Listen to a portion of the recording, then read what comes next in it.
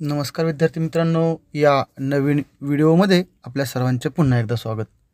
आजच्या व्हिडिओचा विषय आहे ग ला ध जोडून तयार होणारे जोडाक्षरयुक्त शब्द। दुग्ध,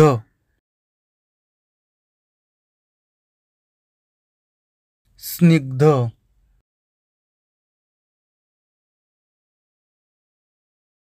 मुग्ध,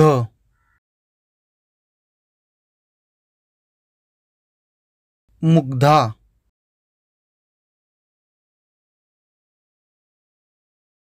दुग्धजन्य, दुग्ध शर्करा,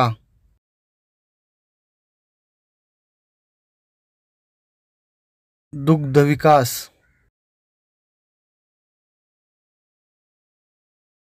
दुग्ध व्यवसाय,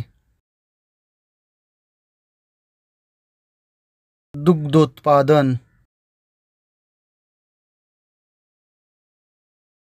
मंत्रमुग्ध,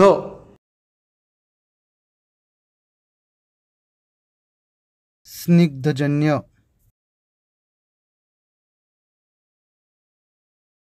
मंत्रमुग्धित।